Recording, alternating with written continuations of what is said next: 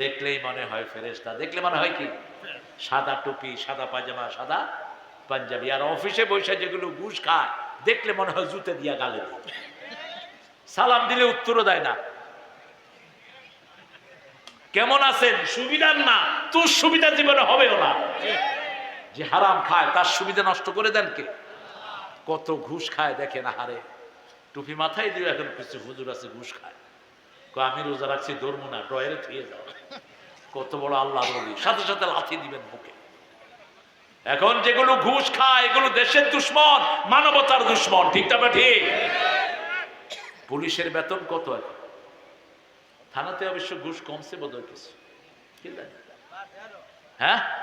আরে বাড়ছে, লাইঠাবি থানায় ফালায় শালার মুখে। তোকে শান্তি হবে না জীবনে, ঘুষ খাইছ তুই মরছ। লেখে রাখ, কোন ঘুষখোরের পরিবার ভালো থাকে না, কোন ঘুষখোরের ছেলে মেয়েরা ভালো হয় না। একটা ল্যাংড়া, একটা লুলা, একটা টেরা, ঠিক না বেটি?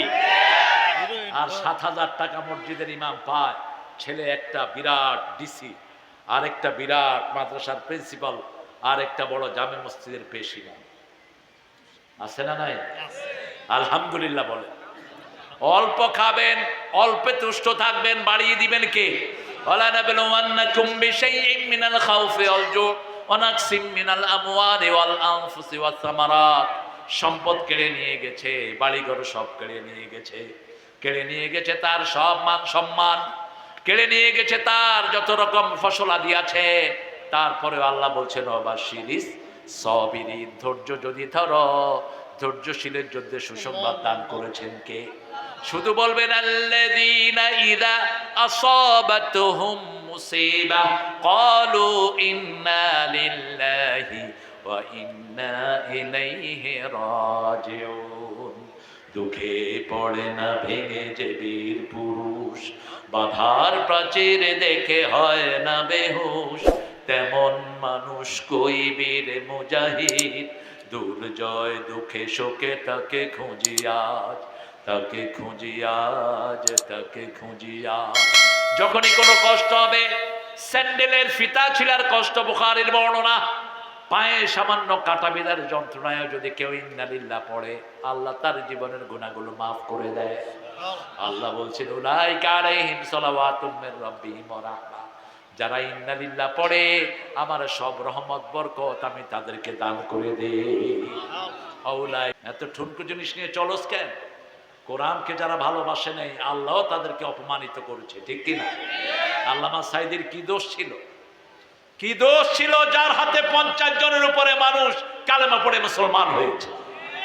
এত বেশি লোক পৃথিবীর কোন মানুষের হাতে মুসলমান একদিনে হয় না, এত বেশি লোক। সারা জীবন কোরআনের পক্ষে তিনি কেটেছেন। আর ওনার মৃত্যুতে একজন নেত্রী সবচেয়ে বেশি কেঁদেছেন কে? সবচেয়ে বেশি পছন্দ করতেন, ধর্ম মন্ত্রণালয়ের চেয়ারম্যান বানিয়েছিলেন ওনাকে। আল্লাহ যেন তাকে জান্নাতুল ফেরদাউসের মেহমান করে দেয়, আল্লাহ যেন কোকুকে জান্নাতুল ফেরদাউস দিয়ে দেয়, আল্লাহ যেন 5 জন জামাতের নেতাকে জান্নাত দিয়ে দেয়, আল্লাহ যেন সালাউদ্দিন কাদের চৌধুরীকে জান্নাতের মেহমান করে দেয়। চৌধুরী আলম সহ কত সিংহ শার্দুলকে তোমরা বিদায় করলা, প্রত্যেক জুলুমের হিসাব নেবেন কে? আল্লাহ। সে আল্লাহ বলছেন পরীক্ষা করব মুমিনকে। ওরা চেয়েছিল কেউ যেন বাংলাদেশে ডানপন্থী না থাকে, ঠিক কিনা? মামলা কয়টা ছিল? 29টা। এ লোক ঠাঁটছে কেমনে আমি তো বুঝি, আল্লাহ রাখছে। 29 দিনও যদি হাজিরা দেয় তার বছর শেষ, ঠিক না কি? কত মামলা, কত হামলা, এখানে হামলা সেখানে হামলা। এখন তোমরা কই বাবারা? আমরা একজনের কাছে বলেছি, তিনি কে? কত না খেয়ে থেকেছি অলজু, দিনকে দিন খাওয়া পায় নাই, দিনকে দিন পড়া পায় নাই ডানপন্থী লোকেরা, ঠিক না বেঠি? যেখানে জামাতের রক্ত সেখানে বিএনপির রক্ত, যেখানে বিএনপি আরেস্ট সেখানে জামাত আরেস্ট, ঠিক না বা ঠিক? এই ঐক্য আমরা বজায় রাখতে চাই। আপনারা চান তো? আল্লাহ আমাদের ঐক্যকে কবুল করুন। আমরা চাই সব টুপিদারি আলাদা এক হোক, ঠিক না বা ঠিক?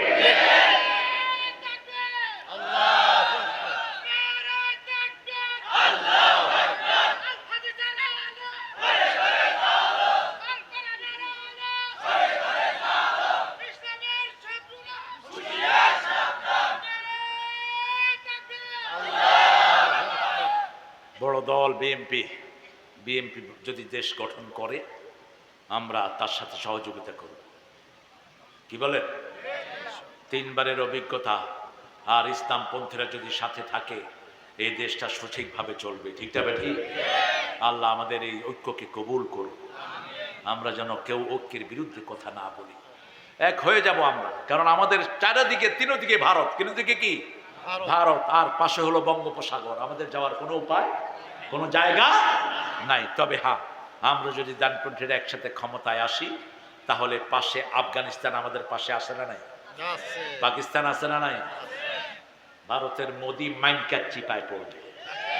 ভিতরে আছে 42 কোটি মুসলমান, তারাও আমাদের সাথে জড়িত হয়ে যাবে। পালানোর জায়গা খুঁজে পাবি না। মুসলমানদের গায়ে হাত দিস না। প্রতিশোধ নিবেন কে?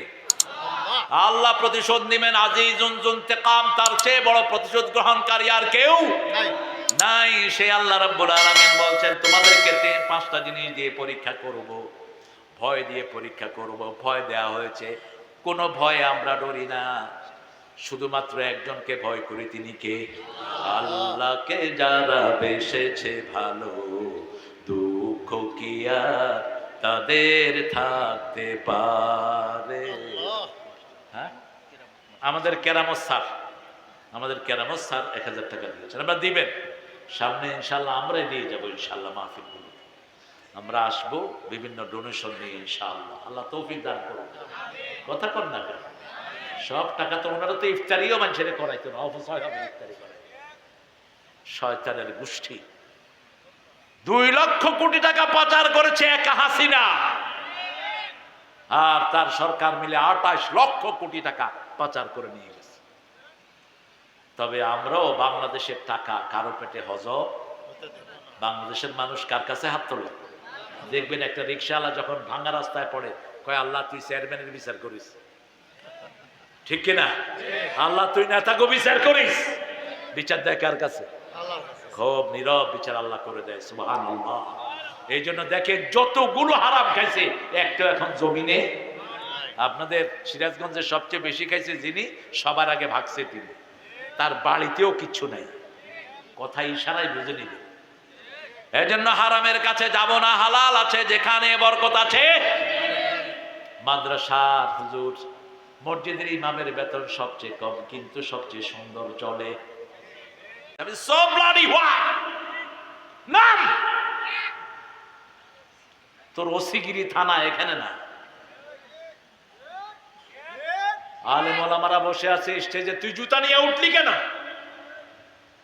সাজ্জাদ বলছে, হুজুর আমি দেখতেছি। সাজ্জাদ তাকে নামায়া নিয়ে গেল।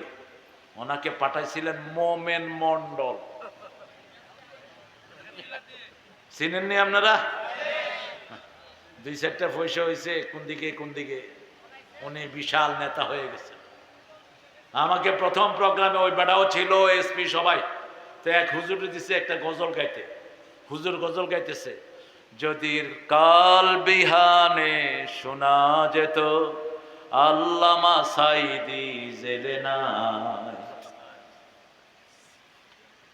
যখন কইছে আল্লামা সাইদি জেলে নাই, এসপি কয় শালারে ধর।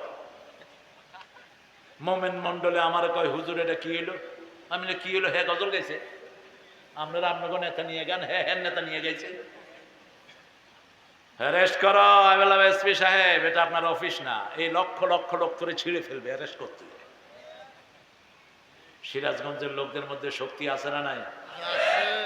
লোকেরা বললো, হুজুর আরেকটা গাওয়ান। মোমেন মন্ডল কইল, না আর গাওয়ান না, আমার শেষ, আমি শেষ।